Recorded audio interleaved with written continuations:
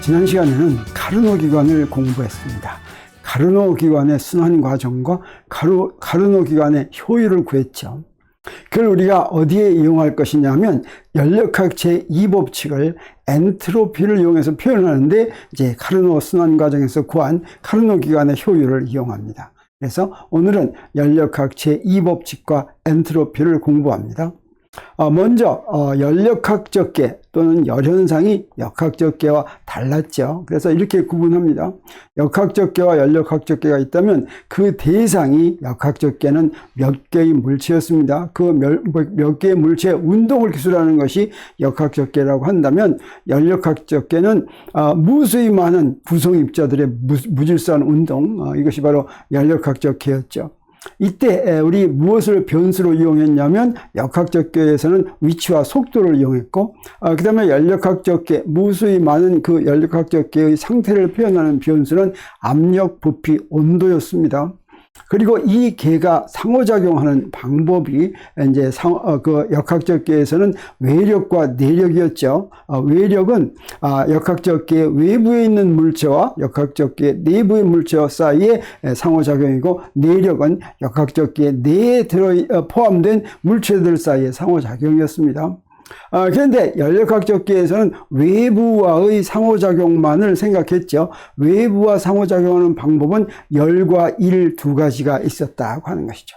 그리고 이런 역학적 계와 연력학적 계를 기술할 때 물리에서는 그렇게 많은 법칙이 필요하지 않았습니다. 기본 법칙, 역학적 계를 기술하는 데는 기본 법칙 딱 하나 필요했는데 그게 바로 운동방정식이었고, 이걸 다른 물리량으로 표현하면 그게 바로 에너지 보존 법칙이 됐었죠. 근데 연력학적 계는 이 연력학적 계에 대한 에너지 보존 법칙, 그게 바로 뭐였냐면 연력학 제1법칙이었습니다. 그러면 그 결과로 우리가 아는 게 어땠습니까? 그 결과로 여기서 에너지 보존 법칙 또는 운동 방정식을 이용을 해서 운동 경로를 구했고, 열현상에서는 연력학적 과정을 구했었죠. 그런데 과연 여기서 에너지 보존 법칙 정말 하나만 가지고 운동 경로를 다 구할 수 있었느냐? 네, 여기서는 그랬죠. 그런데 어떻습니까? 여기서는 충분했는데 이 연력학적 과정은 어떻습니까? 연력학 제1법칙만으로는 부족하다라고 하는 걸 우리가 알았었습니다.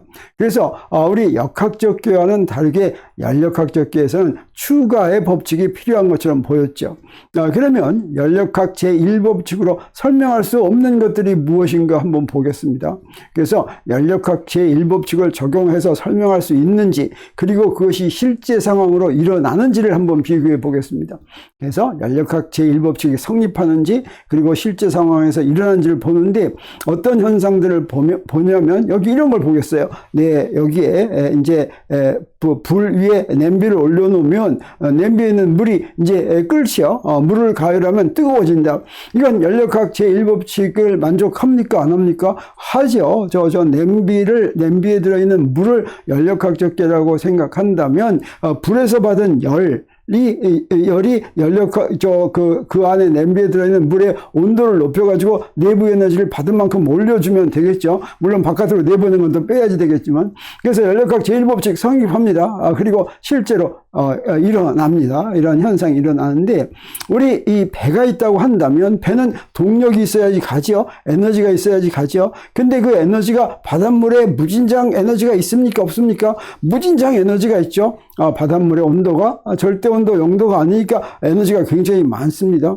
그런데 만약에 그 바닷물에 있는 에너지를 이용해서 배가 갈 수 있다면 얼마나 좋습니까? 연료 싣고 갈 필요가 없죠. 근데 바닷물의 에너지를 이용해서 선박이 간다는 말을 들어봤습니까? 안 들어봤습니까? 자, 그러면 바닷물에서 에너지를 이제 가져다가 그 배를 가게 한다 하면 연력학 제1법칙 만족하겠습니까? 만족하지 않겠습니까? 만족합니다. 근데 실제로는 그런 일이 있습니까? 없습니까? 없죠. 그래서 이 현상, 바닷물의 에너지를 이용해서 선박이 가도록 하는 것은 연력학 제1법칙을 위배하지 않는데도 불구하고 설명할 수가 없기 때문에 뭔가 추가의 법칙이 필요한 것이 아닌가 하는 그런 생각을 하는 것이죠. 그리고 냉장고를 열면 시원해진다. 어떻게 해서 시원해집니까? 냉장고에 있는 찬 공기가 바깥으로 나와가지고 시원해지는 거죠. 이때 우리 그 연력학 제1법칙, 에너지 보존 법칙은 성립할 수 있겠습니까? 없겠습니까? 당연히 성립하죠. 그리고 실제로 그런 일이 일어납니까? 안 일어납니까? 뭐 당연히 일어나죠. 시원하죠. 그런데 이런 경우는 어떻습니까? 여기에 이제 그 커피 한 잔이 있는데 커피 한 잔이 자꾸 식는데 우리 공기에 있는 열로 커피를 다시 데울 수 있으면 좋겠습니까? 나쁘겠습니까? 좋겠죠. 그냥 그러면 절대 안 식으니까 아주 좋을 텐데 그런 일이 가능합니까? 안 가능합니까? 자, 연력학 제1법칙은 만족합니까? 안 합니까? 당연히 만족하죠. 공기에 있는 열을 커피에다가 줘가지고 온도 높이면 연력학 제1법칙은 위배되는 게 없습니다. 근데 실제로는 일어납니까? 안 일어납니까? 일어나지 않죠. 그래서 연력학 제1법칙 으로는 설명이 가능하지만 실제로는 일어나지 않는 이것들을 설명하기 위해서 무엇인가 법칙이 하나 더 필요한데 그것을 제2법칙이다라고 얘기하고 근데 이 제2법칙은 이제 어떤 것들이냐면 우리가 지금까지 쭉 말로 설명을 했습니다. 열은 높은 온도의 물체에서 낮은 온도의 물체로 저절로 이동한다라고 하는 것은 연력학 제1법칙만으로는 이제 해결할 수가 없습니다. 낮은 온도의 물체에서 높은 온도의 물체로 열을 옮겨주더라도 에너지 보존 법칙은 성립하죠.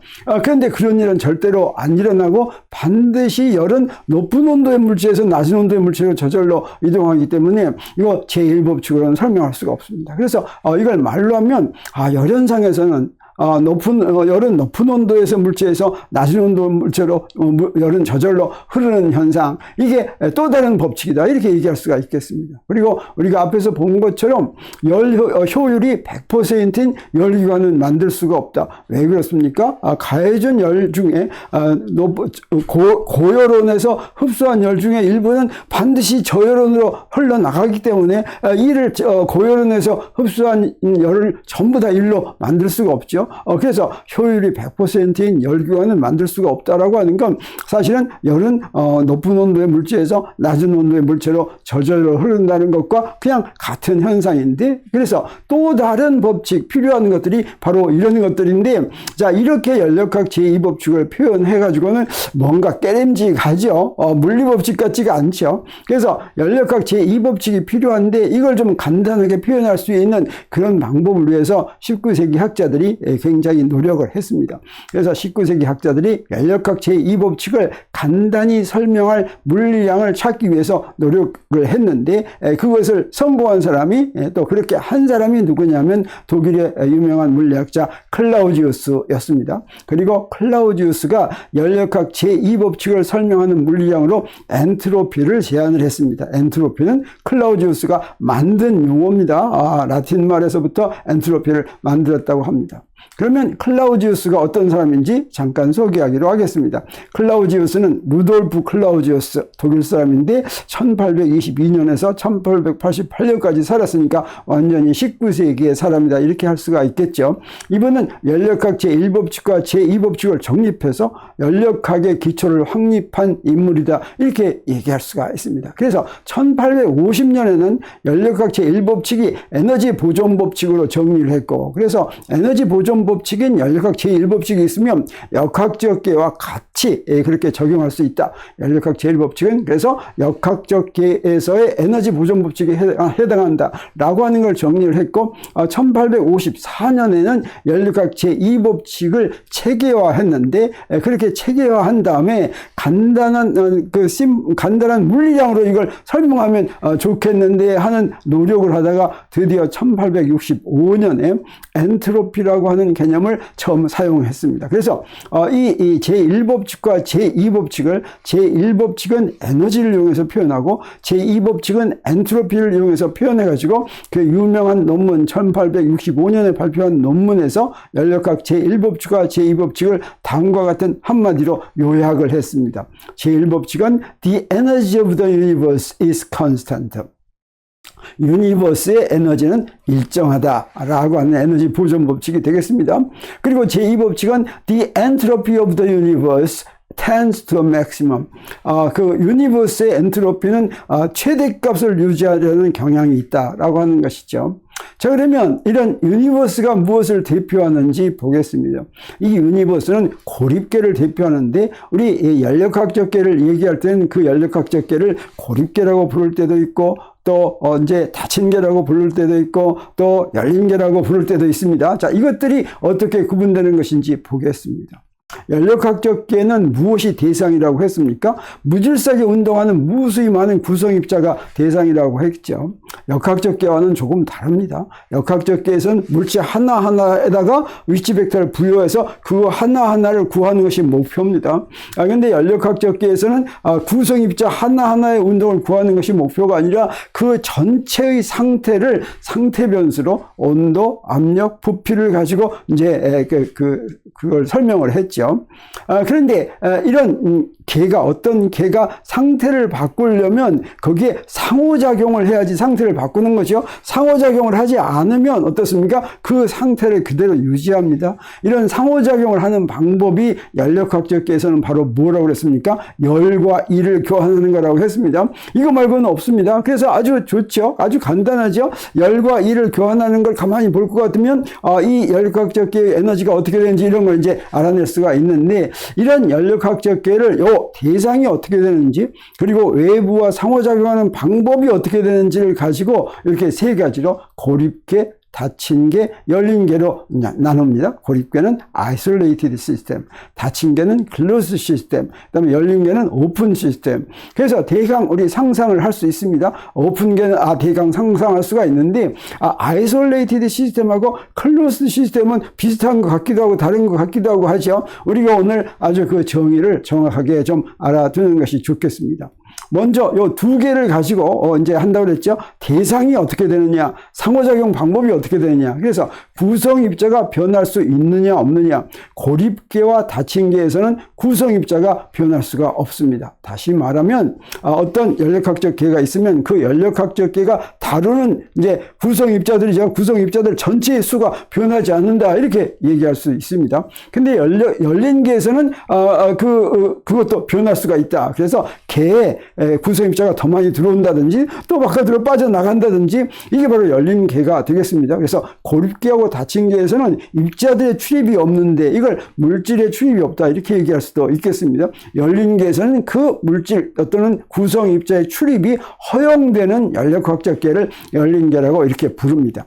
그리고 이제 고립계와 닫힌 계를 이제 크게 구분하는 데는 바로 무엇이냐면 열과 일을 교환하는 것이죠. 그래서 외부와 상호작용을 하면 그때는 닫힌 계이고, 외부와 상호작용도 못하면 그때는 고립계가 되겠습니다. 그래서 고립계는 그 구성입자의 교환도 없고 그 다음에 상호작용도 하지 않는 그걸 고립계라고 하고, 닫힌 계는 어떻습니까? 그 구성입자의 교환은 없지만 외부와 상호작용은 하는 것을 닫힌 계라고 이렇게 하겠습니다. 그리고 열린 계는 그 구성입자가 왔다 갔다 하기도 하니까 상호작용도 또 역시 가능한 것이죠. 그러면 이런 것을 가지고 이 고립계와 닫힌 계와 열린 계가 어떻다는 걸 가지고 우리 고립계에 대해서 연력학 제1법칙과 제2법칙을 기술하는 것이 가장 좋습니다. 그래서 연력학 제1법칙을 아까 클라우지우스가 뭐라고 얘기한다고 그랬습니까? The energy of the universe is constant라고 얘기한다고 그랬죠. 이 유니버스는 고립계에 해당하는 게 되겠습니다. 유니버스는 어떻습니까? 제일 큰 거죠. 그 제일 큰 거니까 그 바깥에 뭐가 없습니다. 뭐가 들어올 것도 없죠. 그리고 제일 큰 거니까 아무것도 없으니까 외부하고 어떻습니까? 상호작용할 것도 없죠. 그래서 이 고립계에서의 에너지는 변하지 않는다. 고립계의 총 에너지는 이제 일정하다라고 하는 게 연력학 제2법칙을 간단하게 표현한 거라고 한다면, 제1법칙은, 연력학 제2법칙은 클라우지우스가 말한 게 뭡니까? The entropy of the universe tends to maximum. 그래서 이것도 역시 고립계죠. 그래서 고립계의 엔트로피는 감소하지 않는다.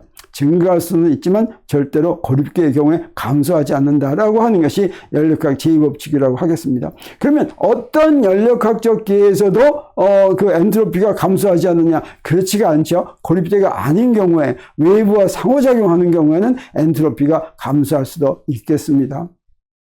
그러면 카르노의 순환 과정, 또 카르노 순환 과정에서 카르노 기관의 효율이 어떻게 클라우디우스가 엔트로피를 생각하게 된, 정의하게 된 계기를 단서를 마련해 줬는지 한번 보기로 하겠습니다. 우리 잊어버리지 않았죠? 카르노의 순환 과정은 이렇게 네 가지 연력학적 과정으로 되어 있었습니다. 그래서 첫 번째 과정이 뭐였습니까? 등원 팽창이었습니다. 두 번째는 뭐였습니까? 단열 팽창이었습니다. 세 번째는 뭐였습니까? 등원 축소, 등원 수축이었고, 그 다음에 네 번째는 단열 수축이었죠. 그랬을 때, 이 효율은 어떻게 해서 구했냐면, 효율은 1 더하기 QH분의 QC였습니다. QH분의 W인데, W가 QH 더하기 QC니까 1 더하기 QH분의 QC가 됐죠. 그리고 우리가 지난 시간에 열심히 증명한 게 뭐냐면, QH분의 QC가 마이너스 TH분의 TC가 된다고 하는 걸 증명을 했습니다.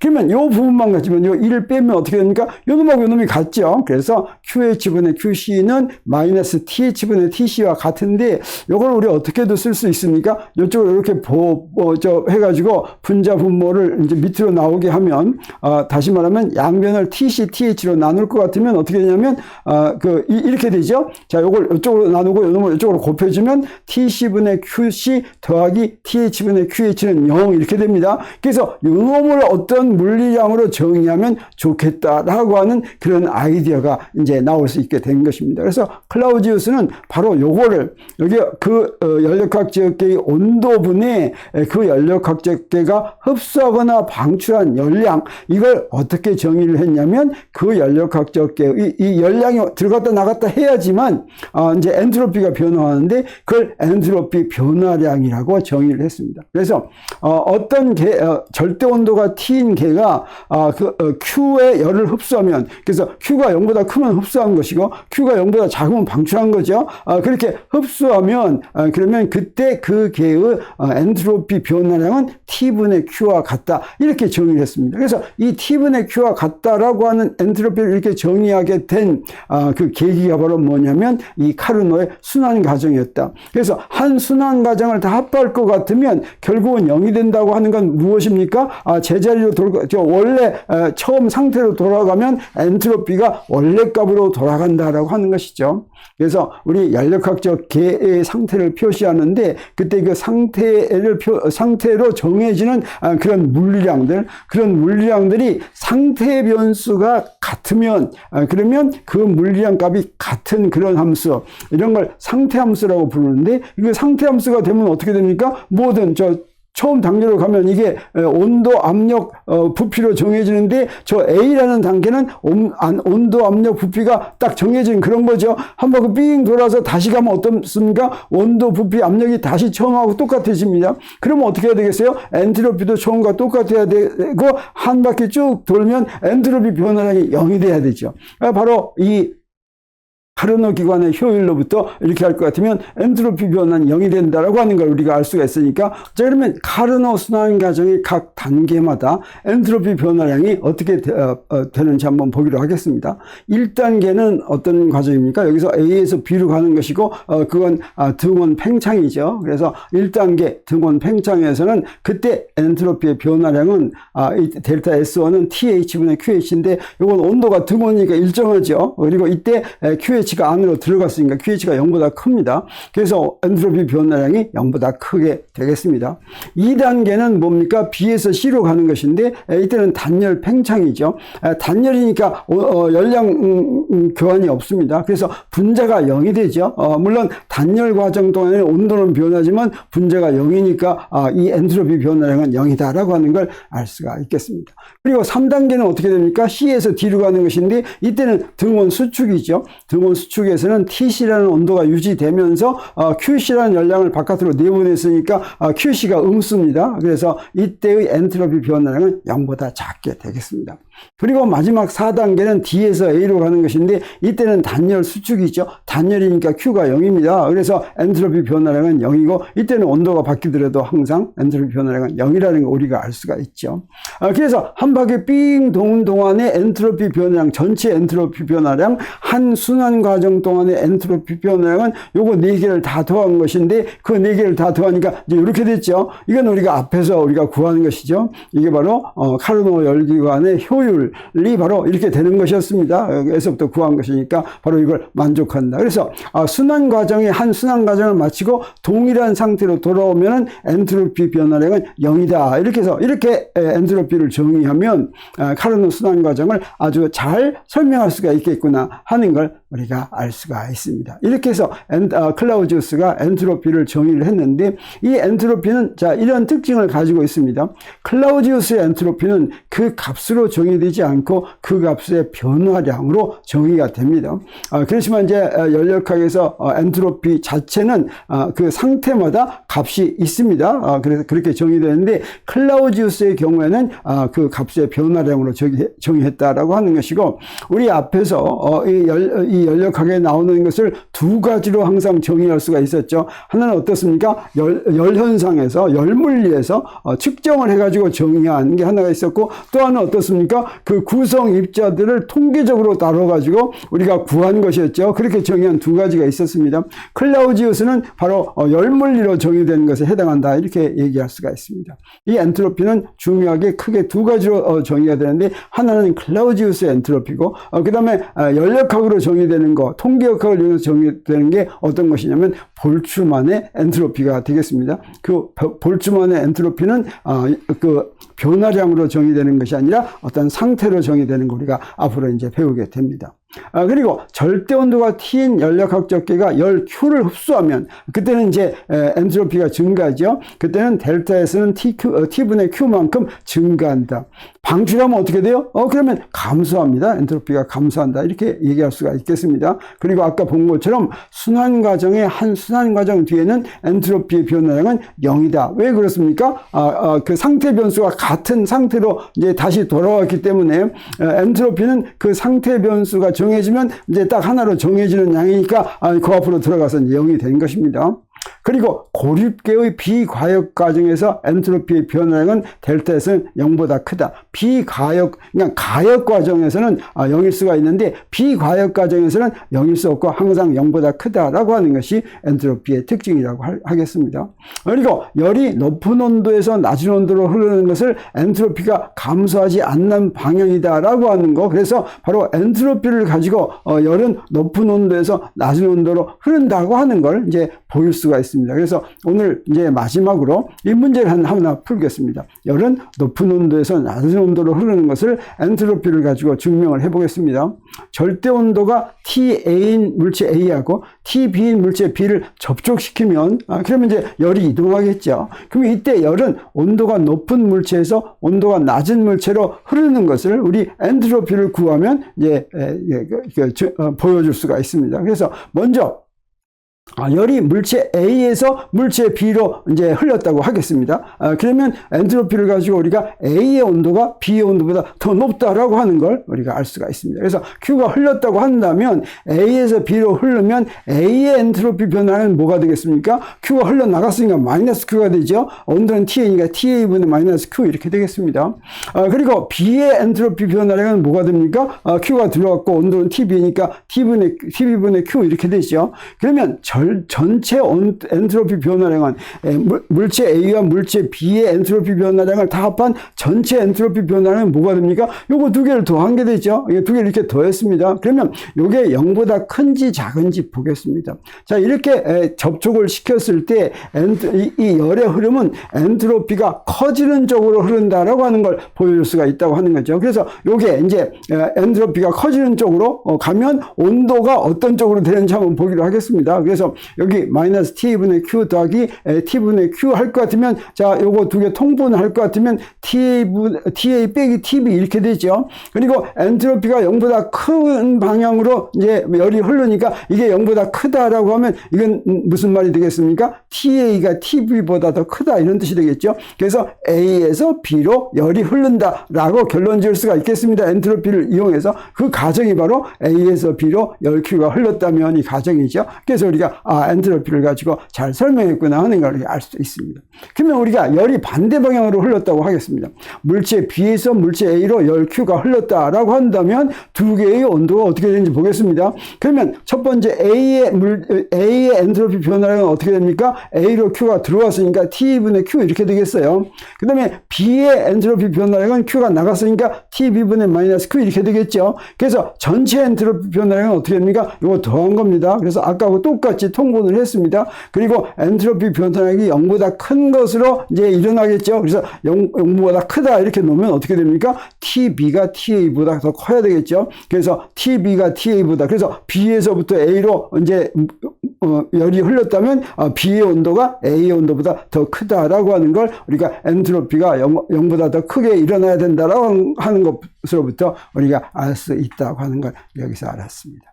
자, 이렇게 해서 우리 클라우지우스가 카르노의 순환 과정의 효율을 이용해서 어떻게 엔트로피 변화량을 정의하게 되었는지 하는 걸 오늘 배웠습니다. 그래서 앞으로 이제 엔트로피에 대해서 조금 더 공부하기로 하겠습니다.